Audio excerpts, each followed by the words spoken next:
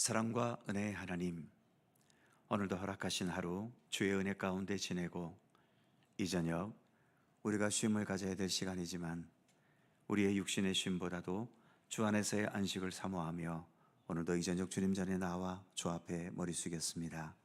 찬미하며 기도하며 또 말씀 앞에 나아갈 때에 오늘도 우리에게 새 힘을 주시고 주 성령께서 우리 마음과 영혼을 어루만지셔서 우리가 더 굳건하고 또 진실한 하나님의 사람으로 또 온전히 살아갈 것을 더 원하고 사모하고 또 이를 위해 우리의 경건의 모든 노력들을 주님을 향하여 기울이는 복된 이 시간 되게 하여 주옵소서. 감사드리며 예수님의 이름으로 기도하옵나이다. 아멘. 찬송 한 곡도 하지요. 262장 찬송 한 곡도 하겠습니다.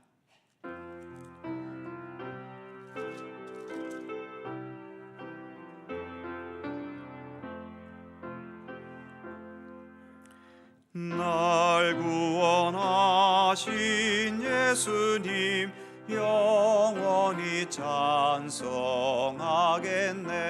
저 죄인 어서 주께 와 죄 사유하심 받으라. 구하라 주실 것이요 찾으라 얻을 것이라. 죄 중에 상한 영혼을 주 온전하게 하시네. 주 우리 죄로 인하여 피 흘려 죽으셨으니 주밖에 없는 사랑을 만 백성 알게 전하세. 주 예수 사랑 못 잊어 나 항상 눈물 흘리네. 이 세상 어디 가든지 나 주만 생각합니다. 목마른 자 이 샘에와 영생의 물을 마시라. 내 주를 사랑한데도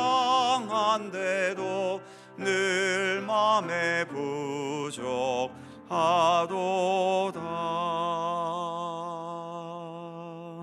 아멘. 이 시간 함께 한 목소리로 기도하는 시간 가지기 원합니다. 무엇보다도 이 나라의 현실을 위한 기도를 우리는 드리지 않을 수 없습니다. 탄핵 정국으로 인해서 말할 수 없는 혼란과 또 이로 인해 경제적 위기와 무엇보다 우리 백성들의 마음이 또 이렇게 둘로 갈라져서 어느 한쪽을 지지하고 또 다른 쪽을 반대하고 이렇게 어떤 사람은 그래서 심한 말로 내면적인 내전이 일어나고 있다라고까지 표현하고 있지 않습니까? 속히 이 문제가 적법한 절차에 의해서 빨리 속히 수습이 되고 그래서 이 나라와 민족이 바른 질서와 중심을 속히 회복할 수 있도록 위해서 기도해 주시기를 바랍니다. 대통령도 또 야당도 모든 정치의 지도자들도 좀 더 자기의 주장과 욕심을 내려놓고 이 나라의 앞날과 미래를 위해서 진심으로 자신의 그 삶을 결단할 수 있는, 그래서 우리 정직한 정치인들 또 정의로운 정치의 행동을 통해서 이 민족의 혼란이 속히 수습이 되고 회복될 수 있도록 위해서 기도해 주시기 바랍니다. 여러 환우들이 계십니다. 병원에 입원해 계신 분, 요양원에 계신 분, 또 수술 후에 회복을 기다리는 분, 여러 환우들을 생각하면서 위해서 기도해 주시고요. 또 새해가 시작되었는데 나름대로 든든한 믿음의 바탕에 서 있는 분도 계시지만 여전히 믿음의 기반이 약해서 작은 것 앞에 넘어지고 믿음을 버리고 또 신앙 양심을 저버리는 그러한 일들이 많을 수밖에 없는데, 우리 모두가 더 굳건한 믿음으로 2025년 한 해 주님과 온전히 동행하면서 참된 그리스도인으로 한 해를 살아갈 수 있도록 우리 모두를 위해 기도해 주시기 바랍니다. 우리 교회도 말씀 위에 복음 위에 굳건히 서는 건강한 교회로, 그래서 세상을 향해서도 소금과 빛의 역할을 잘 감당하도록 기도해 주시기를 바랍니다. 그 외에 여러분들 각자의 중요한 기도의 제목들 이 시간 주님 앞에 간절히 아뢰실 수 있기를 바랍니다. 함께 3, 4분 정도 통성으로 간절히 기도합니다. 거룩하신 아버지 하나님, 은총과 사랑에 감사드립니다. 오늘 이 저녁도 저희들을 주님 앞으로 부르시고 오늘도 함께 예배하며 찬미하며 주님께 나아갈 수 있도록 이끌어 주심을 감사드립니다. 거룩하신 아버지 하나님, 주님 앞에 이렇게 머리 숙이지만 그럼에도 여전히 부족한 모습, 죄악된 모습, 어리석은 것, 또 옳지 못한 우리의 모든 삶을 주님 앞에 하나하나 내어놓고 고백합니다. 하나님, 주 안에서 우리가 더 정결하게 하시고 주의 말씀 따라도 굳건히 설 수 있게 하시고, 그래서 참된 하나님의 사람으로 우리가 견고히 건강하게 설 수 있도록 우리를 돌보시고 지켜주시기를 원하고 기도합니다. 우리의 힘만으로는 참된 믿음의 길을 갈 수가 없음을 주님 잘 아시지 않습니까? 주 성령께서 언제나 우리와 동행하시고 우리를 감화하시고 우리로 하여금 참된 믿음의 길을, 또 주님의 뜻을 온전히 따를 수 있는 굳건한 믿음의 의지를 우리에게 더하여 주시기를 주님 원하옵고 기도합니다. 하나님 아버지, 오늘도 주님과 함께하는 이 시간 주 성령께서 말씀하여 주시고 우리에게 감동을 주시고 깨달음을 주시고 또 주님의 뜻을 향한 새로운 믿음의 결심을 우리 마음속에 되새길 수 있도록 이 시간 함께하여 주옵소서. 이 나라와 민족의 현실을 하나님 불쌍히 여기시옵소서. 아버지 하나님, 탄핵 정국으로 들어서면서 많은 우리 삶이 혼란스러워졌고 미래를 예측할 수가 없고 계속되어지는 서로 간의 극한 대립 속에서 아버지 하나님, 우리 국민들의 마음이 들 곳이 없음을 하나님 긍휼히 여겨 주시옵소서. 이 모든 것들이 하나님의 정의대로 이루어지게 해 주옵소서. 인간의 욕망과 인간의 고집과 인간의 그런 어떤 생각들, 이 모든 것들은 겸허히 내려놓고 아버지 하나님, 나라와 민족과 국민들을 생각하며 아버지 하나님 진실하게 결단할 수 있는 모든 정치 지도자들이 될 수 있도록 하나님 함께 하시기를 원하옵고 기도합니다. 사리사욕을 버리게 하시고 당리당략도 내려놓게 하시고 진정 이 나라와 이 민족을 생각하며 미래를 염려하며 그래서 참으로 아버지 하나님 정의롭게 판단하고 아버지 결단할 수 있도록 우리 하나님 이 민족을 지켜주시기를 원하옵고 기도합니다. 그동안에도 여러 차례 수많은 위기들이 있었지만 주님의 도우심으로 이 모든 것들을 잘 극복해왔지 않습니까? 지금 우리에게 주어진 이 혼란함도 속히 주 안에서 잘 극복해갈 수 있도록 도우시기를 원하옵고 기도합니다.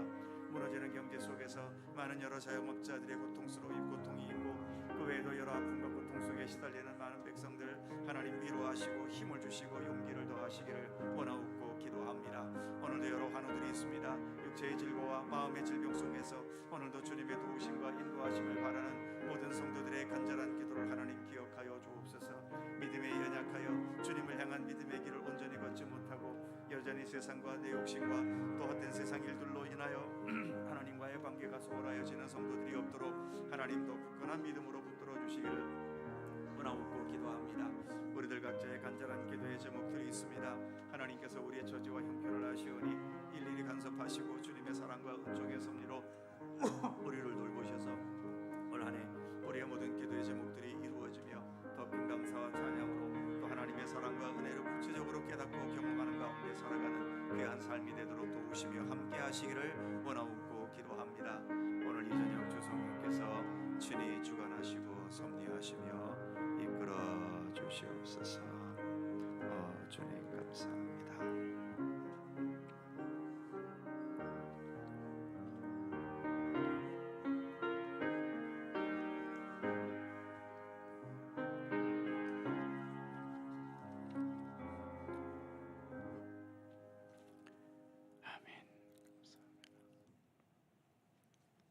성경 말씀 함께 보지요. 구약 성경 민수기 35장 9절입니다.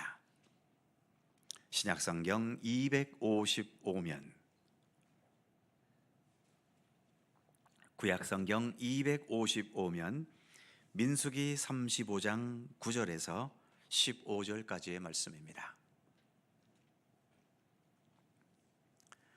구약 255면 민수기 35장 9절에서 15절까지의 말씀입니다. 찾으셨으면 한 절씩 교독하지요. 제가 먼저 읽겠습니다. 여호와께서 또 모세에게 말씀하여 이르시되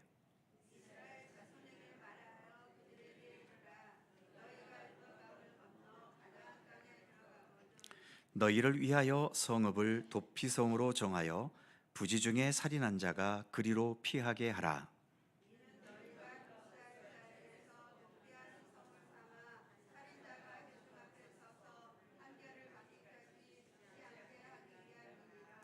너희가 줄 성읍 중에 6을 도피성이 되게 하되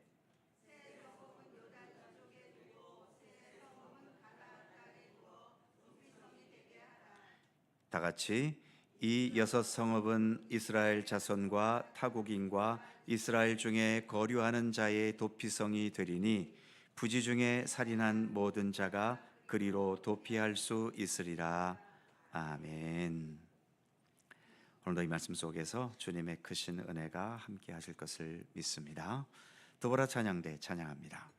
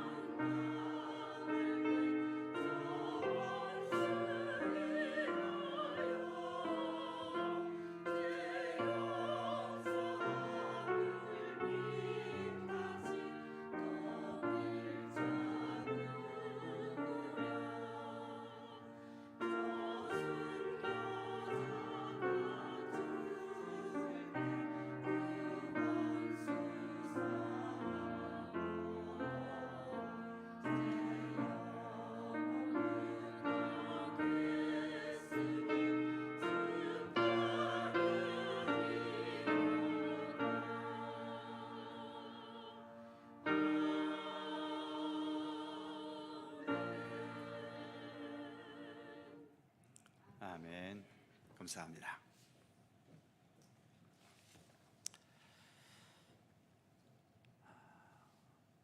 내일은 많이 추워진답니다. 내일 움직이실 때 따뜻하게 입고 다니시기 바라고요. 독감이 또 굉장히 유행한다고 그러죠. 요번 독감은 한번 걸리면 되게 힘들답니다. 그러니까 감기 걸리지 않도록 또 조심하시고, 코로나도 아직 다 없어진 게 아니죠. 여전히 코로나 걸리는 환자들이 계속 있고, 아무튼 모든 것을 조심해야 될 때입니다. 자, 오늘은 민수기 3번째 시간인데요. 우리가 사람이기 때문에 다른 짐승이나 생물체에 비하면 분명히 우리 인간은 만물의 영장이고 지능으로서나 어떤 능력으로서나 다른 짐승들보다 월등히 우월하기 때문에 어찌 보면 이 지구의 모든 생물체들을 우리 인간이 다스리고 있다라고도 말할 수 있지요. 그럼에도 여전히 우리는 인간입니다. 완벽한 존재가 되지를 못하지요. 그래서 최악의 경우 죄악과 범죄를 행하고 또 선한 의지를 갖고 사는 삶에도 불구하고 그 결과가 악하게 나타날 때도 있고, 잘하려고 했는데 실수해서 결과가 망가져 버릴 때도 있고, 이런저런 여러 가지의 일들을 무수하게 행하기도 하고 겪기도 합니다. 내가 아무리 조심해도 다른 사람들이 실수하거나 잘못해서 나에게 해를 가하는 일들도 얼마나 많습니까? 참 이번에 안타깝게 또 비행기가 추락하면서, 그걸 추락이라고 해야 되나요? 아무튼 불시착을 하면서 추락이 아니라 부딪힌 거지요. 벽에 부딪히면서 폭파가 되고, 그래서 참 수많은 목숨을 잃었습니다만, 그 비행기 타신 분들이 무슨 죄가 있습니까? 열심히 살고, 그래서 이제 연말을 맞이해서 그동안에 열심히 산 대가를 여행을 통해서 한번 좀 이렇게 쉬어볼까 하고 갔다 왔는데, 그 순간에 그만 또 그렇게 연결이 돼서 안타깝게 목숨을 잃는 참 이런 일들도 있습니다만, 그래서 우리 인간이 참 완벽한 존재인 것 같아도 여전히 많은 것에 불완전하고 온전치 못하고 부실하고, 그래서 우리가 사는 이 세상에는 여러 가지의 사건과 일들이 끊임없이 일어납니다. 지금 우리가 살고 있는 이 지구라는 땅덩어리도 적어도 태양계 속에서는 가장 완벽한 곳이죠. 그래서 유일하게 생명체가 살 수 있는 곳이 이 지구밖에 없습니다. 뭐 은하에 수천 수억 개의 별이 있다고 하니까 거기에 또 지구처럼 생명이 존재할 수 있는 그런 곳이 있는지는 뭐 우리가 아직은 알 수가 없지만, 있다 하더라도 지금의 로켓의 이 수준을 가지고서는 그곳을 갈 수도 없고 올 수도 없습니다. 자, 아무튼 그래서 우리는 완벽을 추구하고 더 행복해지고 싶고 더 온전해지려고 하지만, 그러나 마치 뜬구름을 잡는 것처럼 뭔가 잡힐 것 같다가도 또 어느 순간인가는 그것이 순식간에 사라져버리고, 뭐 이러한 일들이 인간의 삶에서는 부지기수로 일어납니다. 그래서 가장 중요한 것은 산다는 문제 앞에서만큼은 우리가 겸손해야 될 필요가 있습니다. 늘 강조하는 말씀이지만, 지금도 한남동에 가시면 한쪽에서는 대통령을 탄핵시키라고 주장하는 사람이 이 영하의 추운 나이에도 불구하고, 날씨에도 불구하고 밤을 새워가면서 외치고 있고요.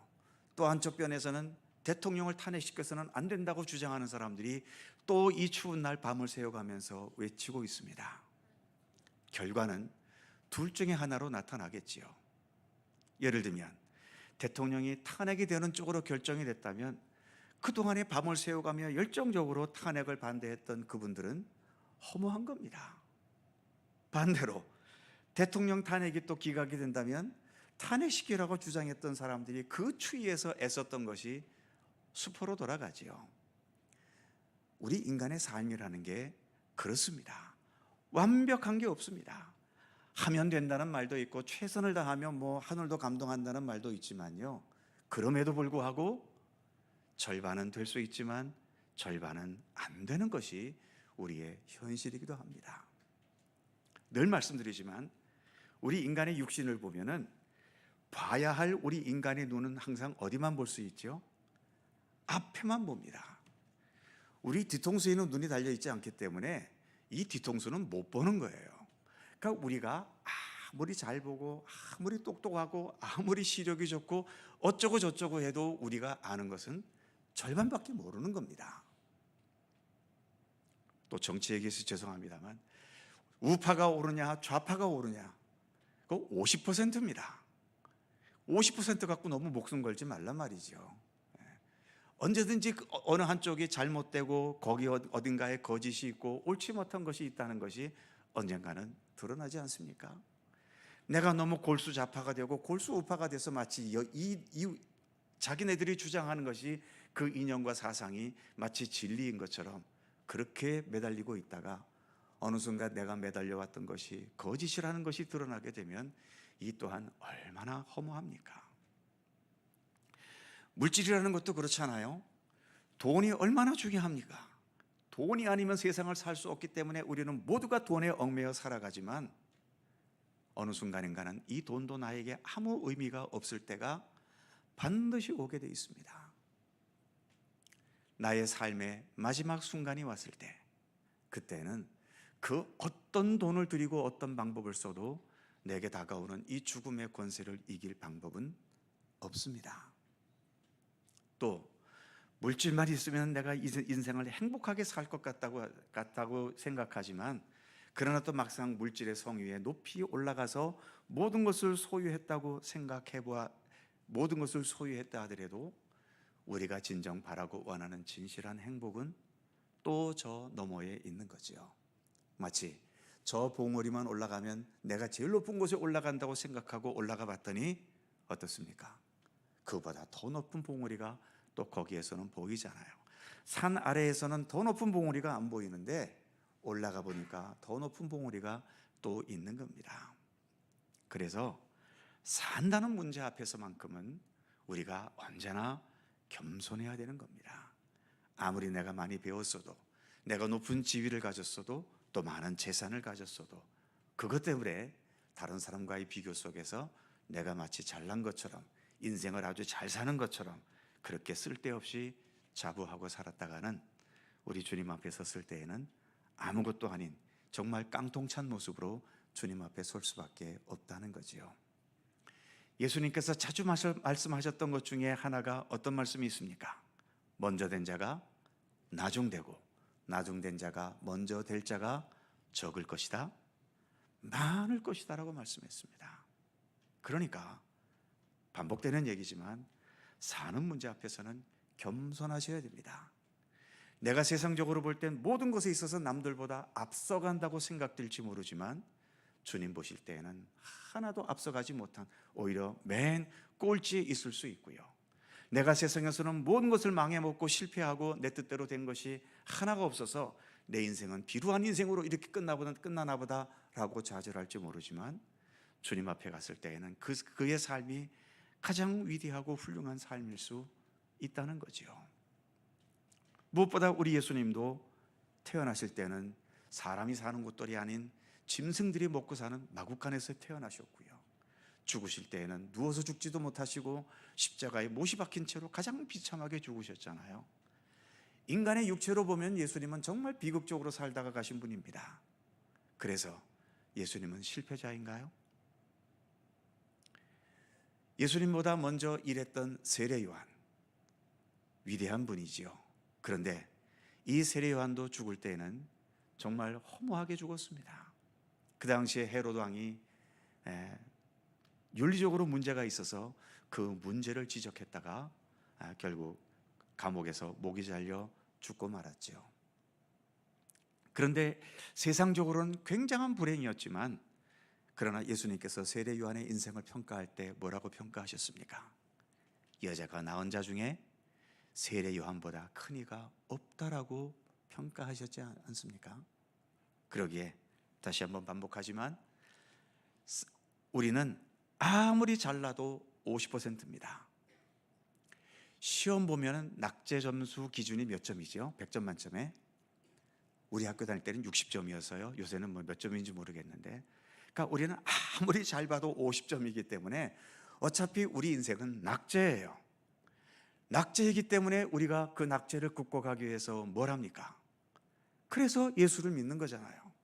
우리가 보지 못하는 50%, 우리가 아무리 노력해도 안 되는 50%, 그것을 우리가 예수 그리스도를 의지하면서 예수님을 통해 구원의 은총을 얻고, 예수님을 통해 참된 생명을 얻고, 예수님께서 살아가신 것, 또 예수님께서 말씀하신 것, 그것을 따라서 내가 못해왔던, 또 할 수도 없는 그 50%를 예수님과 함께 행해 나가려고 하는 것이 우리가 이렇게 예수를 믿는 것 아닙니까?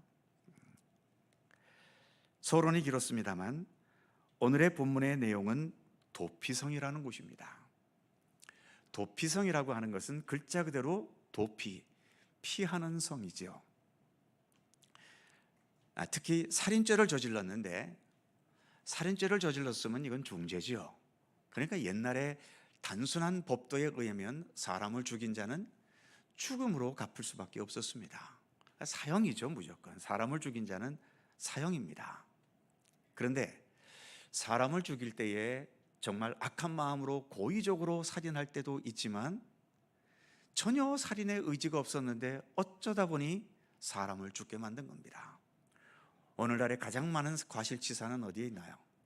교통사고지요. 운전하면서 내가 오늘 사람 쳐 죽여야지 그러고 운전하는 사람이 있나요? 안전하게 빨리 갔다 오려고 차를 운전하는 것인데 예기치 못하게 누군가에게 접촉을 하게 되고 그래서 그 사람의 생명을 죽게 만들 때도 있습니다. 옛날에도 뭐 지금처럼 이렇게 안전시설이나 이런 것이 온전하지 못했기 때문에 이런저런 일을 하다가 사고를 당하게 되고, 그래서 안전사고를 당해 죽게 되는 경우들이 있었죠. 이럴 때에 어쨌든 사람을 죽였으니 법대로 이 사람을 사형시켜야 될 것인가? 아니면 이런 사람을 어떻게 좀 더 구제할 방법이 없는가? 즉, 도피성이 있다는 이 자체는 우리 인간의 삶이 지극히 불완전하기 때문에 이 도피성이라는 제도를 둔 겁니다.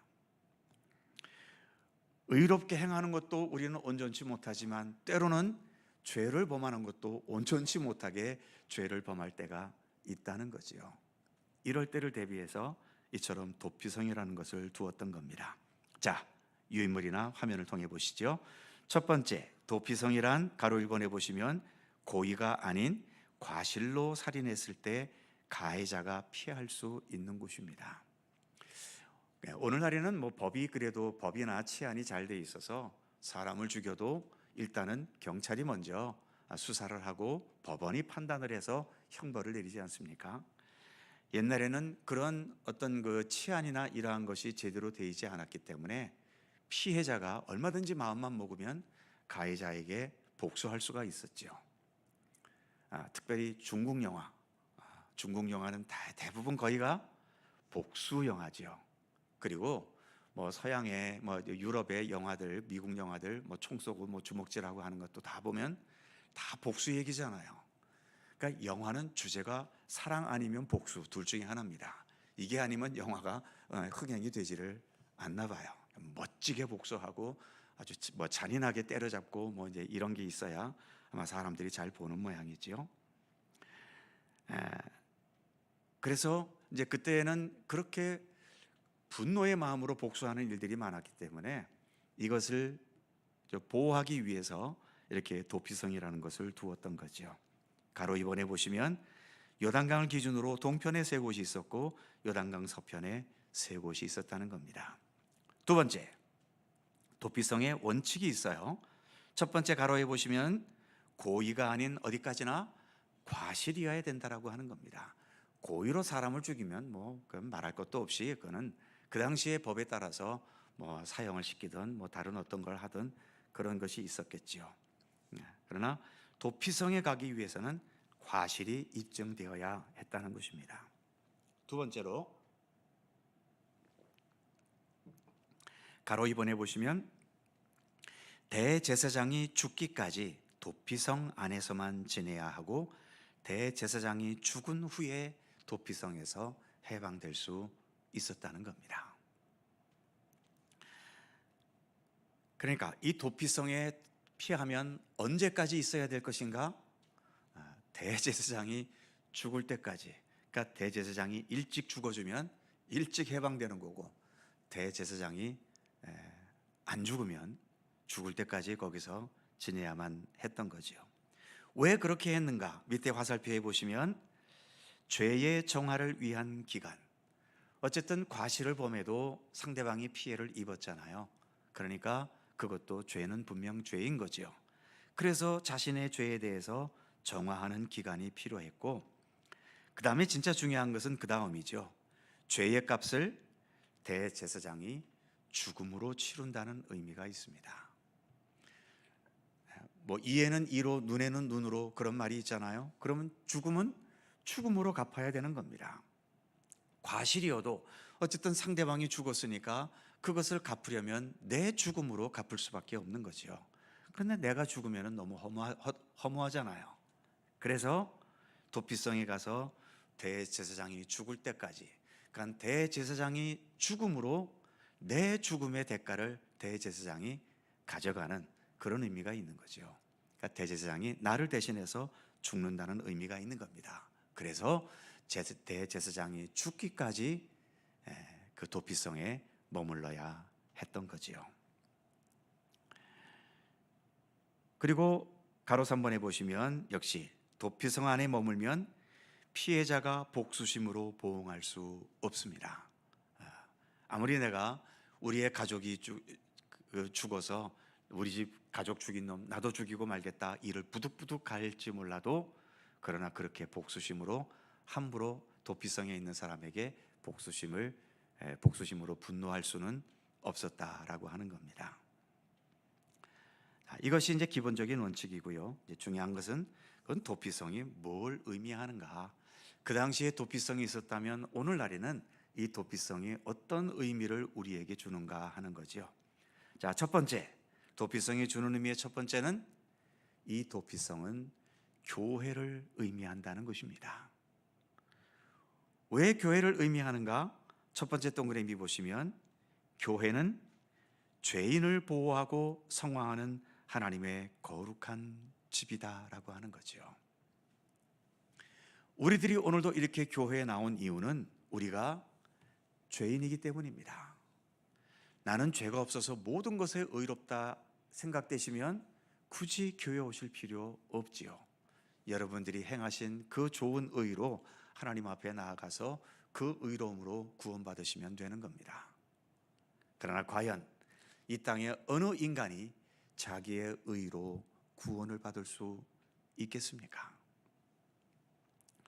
또 우리가 보통 죄라고 그러면 뭐 나쁜 짓하고 거짓말하고 도둑질하고 이런 것을 주로 죄라고 생각합니다만, 그것은 죄의 가장 끝부분이고요.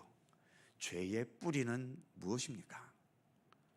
하나님과 함께 하지 않는 거죠. 하나님과 일치되지 못하고 하나님과 온전히 하나 되지 못한 그것이 죄입니다. 죄라는 것을 그 성경 원어에서의 죄라는 의미는 관역에서 벗어났다는 거거든요. 우리나라 선수들이 양궁 잘하잖아요. 죄라는 것은 그 관역에 들지 못하고 벗어나 있는 게 그게 죄입니다. 그래서 하나님의 뜻이 이곳에 있는데 우리는 이것을 향할 때 이게 바로 죄인 거죠. 그리고 우리의 생명과 삶의 근본이 하나님께 있는데, 그래서 내 모든 삶의 근본을 하나님께 두고 살아야 하는데, 하나님보다도 여전히 세상적인 것이나 내 육신의 욕망이나 내 판단이나 내 생각이나 이러한 것이 하나님께서 뜻하시는 것보다 먼저 앞서 있으면 그것이 다 죄인 겁니다. 그래서 어떤 면으로 우리가 이 땅에서 살아가고 있다는 이 자체가 우리 인간은 죄에서 벗어나기 어려운 현실 속에 있다라고 해도 과언이 아닙니다. 하다못해 창세기에 보면은 최초의 인간이었던 아담과 하와는 에덴 동산이라고 하는 낙원 같은 곳에서 살았지 않습니까? 늘 하나님과 동행하며 살았음에도 불구하고 어느 정도 지내다 보니까 아담과 하와의 마음속에는 이젠 또 하나님으로 만족이 되지를 않아요. 하나님으로 만족이 안 되면 그 다음 차례는 뭐겠습니까? 내가 하나님이 되는 거죠. 아까도 말씀드렸듯이 내가 최고의 높은 자리에 올라가고 누구보다도 가장 많은 물질을 가져서 정말 세상적으로 최고 풍요롭고 최고 높은 곳에 올라와 있으면 행복할 것 같지요. 행복하지 않습니다. 왜냐하면 내가 모든 것을 다 가졌는데 아직도 못 가진 게 하나가 있잖아요. 하나님을 못 가졌거든. 하나님보다 높지 못하고 여전히 하나님 밑에 있다고 생각되니까 행복하지 않은 겁니다. 내가 하나님이 돼봐야지. 그게 아담과 하와가 생각한 그 욕망 아닙니까? 그 욕망을 또 누가 건드리나요? 사탄으로 상징되는 뱀이 그 욕망을 건드리지 않습니까? 아담과 하와에게 와서 하나님이 저 동산나무에 있는 실과를 먹지 말라 하더냐? 그러면서 먹어도 돼. 저걸 먹으면 니들도 하나님같이 될 수 있어. 그 말에 넘어간 것 아닙니까? 그래서 선악을 알게 하는 나무를 먹었던 것이고, 그렇게 먹음으로 인해서 우리 인간 세상 속에 이렇게 죄악이라는 역사가 시작이 된 것을 창세기는 말해주고 있지요. 그래서 우리가 이 땅에 살아가고 있다는 이 자체는 정말 100% 죄가 없이 살아가기는 불가능한 현실 속에 우리는 있습니다. 그리고 우리가 날마다 24시간 1년 365일을 늘 하나님만 생각하며 산다면 또 혹시 모르겠는데 그렇게 안 되잖아요. 늘 하나님만 생각하고 우리가 어떻게 삽니까? 그럴 만한 정신적인 능력이 되지를 않아요. 수시로 잊어먹고, 그래서 수시로 하나님의 뜻보다도 내 욕심이 자꾸 앞서고, 심지어 우리가 주님 앞에 나와 기도하는 것도, 이 기도라는 것이 하나님을 향해 간구하고 하나님과 대화하는 시간 아닙니까? 그럼에도 우리의 기도 속에는 주님의 뜻이 담겨 있기보다는 내 욕심과 내 욕망이 먼저 앞설 때가 대단히 많습니다. 그래서 언젠가도 말씀드렸습니다만, 이름을 기억하지 못하겠습니다만, 브라질의 어떤 선교사님이 쓴 책 제목 중에 하나가 우리의 기도는 천국에서 대부분 쓰레기 취급을 당합니다, 이런 제목의 책이 있었어요.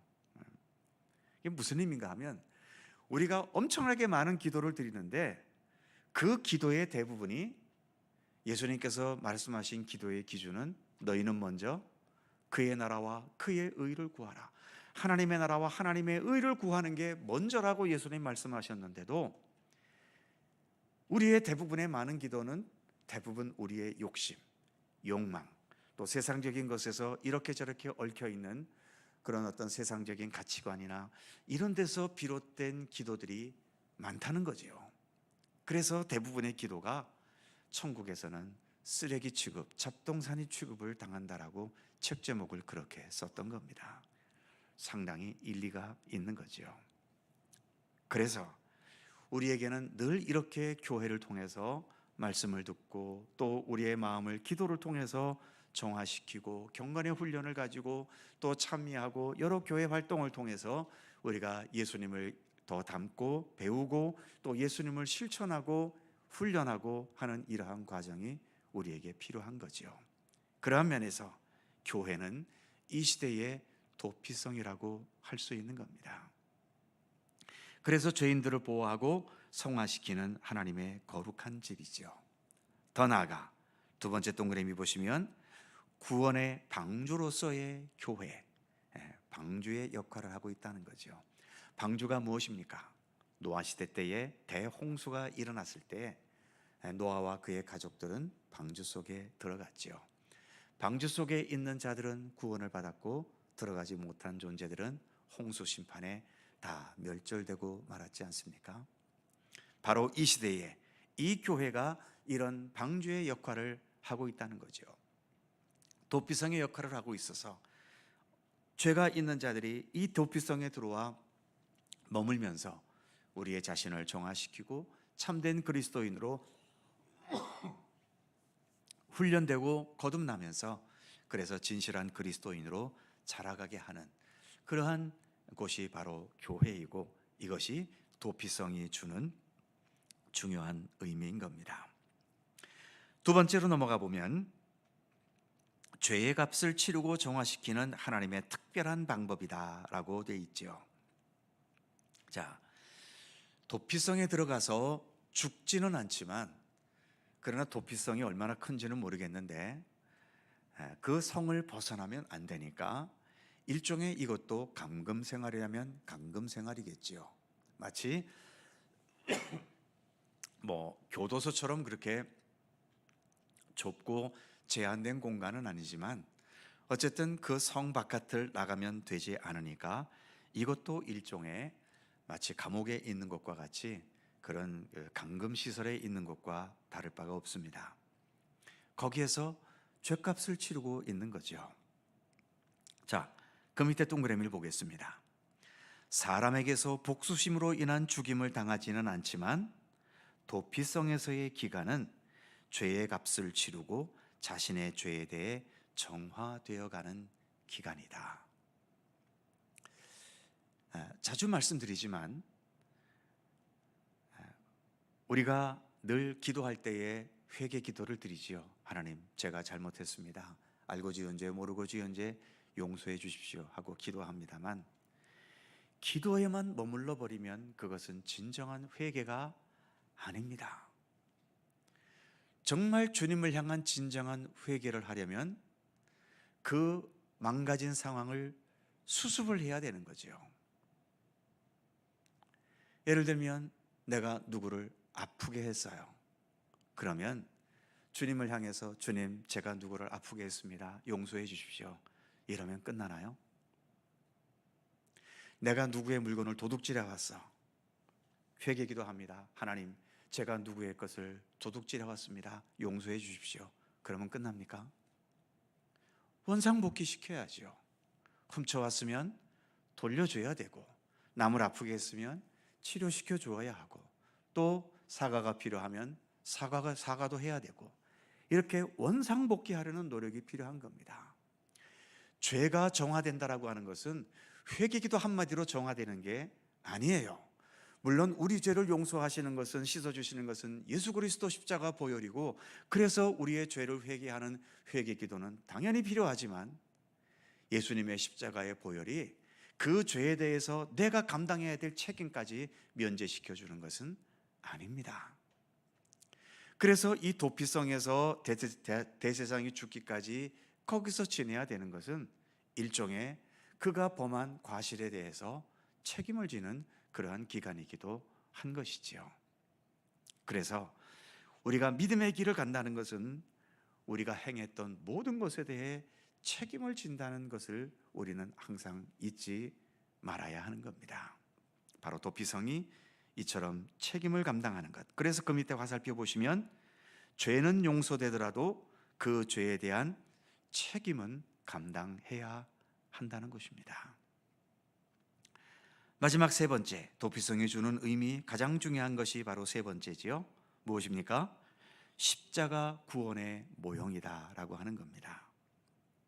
여기서 중요한 것은 첫 번째 동그라미 있는 것처럼 도피성의 대제사장이지요. 대제사장이 그 사람의 죄를 안고 죽는 겁니다. 그래서 바로 이 도피성의 대제사장은 우리의 대제사장이신 예수님을 상징하고 있는 거죠. 예수님도 우리 모든 죄와 허물을 안고 십자가에 죽으셨지 않습니까? 그래서 이 도피성은 십자가 구원의 모형이 되고 있는 겁니다. 아까 말씀드린 것처럼 죄에는 책임이 따른다고 하셨지요. 그렇기 때문에 예수님도 우리 죄를 사하실 때에 그냥 말만 갖고 내가 내 권능으로 너의 죄를 용서하노라 이렇게 해서 우리를 용서하신 게 아닙니다. 그 죄에 대한 대가를 예수님께서 고스란히 다 책임지고 받으신 거죠. 예수님도 그러셨는데 우리가 범한 실수나 잘못에 대해서 하나님 잘못했습니다, 기도 한마디 갖고 다 퉁쳐버리려고요? 그것은 옳지 못합니다. 죄에 대해서 책임을 지는 것이 필요하다라고 하는 거죠. 자, 그래서 도피성의 대제사장은 우리의 대제사장이신 예수님을 상징하고요. 두 번째 동그라미 보시면 죄의 값은 도피성 있는 기간으로 다 치러지는 건 아니다라고 하는 거죠. 반드시 대제사장의 죽음으로 죄의 값이 치러지는 겁니다. 그래서 대제사장이 죽어야 그 도피성에서 나올 수 있었던 거죠. 죄에 대해서 책임을 다하라니까 남의 것을 훔쳐왔어요. 그래서 회개기도 하고 돌려줬어요. 다 됐다 이제는. 그리고 떳떳할 수 있습니까? 아니거든요. 돌려준 것 가지고서는 내 죄가 씻어지질 않아요. 그것은 죄에 대한 책임을 한 것이고요. 씻어주시는 것은 주님께서만 씻어주실 수 있는 겁니다. 그래서 이처럼 대제사장의 죽음으로 죄의 값이 완전히 치러진 것처럼 예수 그리스도께서 우리를 위해 십자가에 죽으시는 그 보혈의 은총을 통해 우리의 모든 죄가 완전히 해결될 수 있는 겁니다. 그래서 죄는 예수님께서 해결하시지만 그 죄에 대한 책임은 우리가 감당할 수 있는 것은 우리가 친히 감당해 나가는 그러한 책임감이 필요하다라고 하는 거죠. 자, 마지막 동그라미 보시면 예수 그리스도 십자가 죽음이 아니면 우리의 믿음의 노력만으로 우리의 죄값이 치러지고 죄의 문제가 해결되지 못한다. 그래서 궁극적인 것은 역시 예수님의 십자가 보혈의 은총이다라고 하는 거죠. 마지막 화살표에 보시면 예수님은 그래서 우리의 피난처시다. 다른 말로 오늘 본문의 제목처럼 도피성이다라고 말할 수 있는 거지요. 주님은 언제나 우리의 피난처가 되셔서 우리가 언제든 어떤 상황에 있든, 어떤 어려움이 있든, 어떤 슬픔과 비극이 있든, 어떤 죄악과 또 우리의 허물이 있든 주님은 도피성이 되셔서 우리를 언제나 받아주시는 우리 주님이시지요. 주님 안에서 우리가 더 거룩하고 경건한 하나님의 백성으로 자라가고, 그래서 내 생명을 다하고 주님 앞에 섰을 때에 우리 주 예수 그리스도 이 십자가 은총으로 인해서 가장 진실하고 참된 모습으로 주님 앞에 설 수 있는 우리 모두가 되기를 우리는 항상 힘써야 할 것입니다. 기도하겠습니다. 하나님 감사합니다. 주님께서 우리의 도피성이 되셔서 여전히 허물과 부족함과 연약함과 하나님 뜻에 합당하지 못한 우리들의 모습이 있지만, 이처럼 도피성 되시고 피난처 되시는 예수 그리스도 안에 우리가 거함으로 인하여 우리를 영원한 사망에 이르게 하는 죄악의 권세가 틈타지 못하며 죽음의 권세가 우리를 넘나들지 못하도록 지금도 우리를 보호하시고 지켜주심을 감사드립니다. 나는 부활이요 생명이니 나를 믿는 자는 죽어도 살겠고 살아서 믿는 자는 영원히 죽지 아니하리라는 예수님의 말씀처럼 지금도 그 부활의 생명력으로 우리를 지키시고 보호하여 주고 계심을 믿고 신뢰하게 하여 주옵소서. 항상 예수 안에 거하면서 예수님과 더불어서 우리를 더 거룩한 하나님의 백성으로 자라갈 수 있게 하시고, 우리 안에 예수 그리스도로 더 충만히 채워서 우리의 행동하는 것이나 생각하는 것에 이르기까지 더 예수 그리스도와 일치되고 하나가 되어지는 우리들의 성숙한 믿음이 될 수 있도록 함께 하시기를 원하옵고 기도합니다. 늘 우리의 피난처 되시는 예수님께 감사와 찬양과 영광을 돌리게 하시고, 또 하나님의 백성으로서의 우리가 가야 할 참된 삶의 길을 책임감 있게 성실하게 최선을 다해 걸어갈 수 있도록 우리에게 믿음 위에 믿음을 더하여 주시옵소서. 오늘도 이 저녁 주님 앞에 나와 머리 숙인 모든 주의 백성들 일일이 기억하시고 간절한 기도의 제목들을 들어 응답하시며 주님과 함께 동행하는 믿음의 기쁨과 즐거움을 날마다 더 깊이 깨달아 가도록 함께하여 주옵소서. 늦은 밤 돌아가는 우리의 발걸음 위에도 주의 평강이 함께 하시기를 원하옵고 예수님의 이름으로 기도하옵나이다. 아멘. 자, 서로 살펴보시면서 사랑의 인사 함께 나누시기 바랍니다. 건강하시고 행복하시고 좋은 일들 많으시기 바랍니다. 자세한 교회 소식은 주보를 참조하시기 바랍니다. 279장 찬송하시고 주님 가르쳐 주신 기도하죠.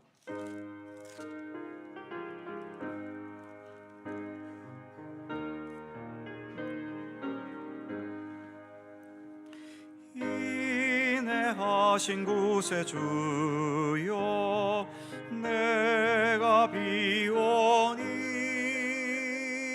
죄인오라 하실 때에 날 부르소서. 주여 주여 내가 비오니 죄인오라 하실 때에 날 부르소서. 자비하신 보좌 앞에 꿇어 엎드려 자복하고 회개하니 믿음 주소서. 주여 주여 내가 비오니 죄인오라 하실 때에 날 부르소서. 주의 공로 의지하여 주께 가오니 상한 마음을 고치시고 구원하소서. 주여 주여 내가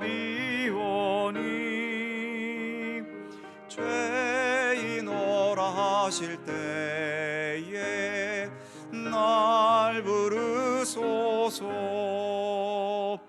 만복 근원 우리 주여 위로하소서. 우리 주와 같으시니 어디 있을까. 주여 주여 내가 비오니 죄인 오라 하실 때에 날 부르소서.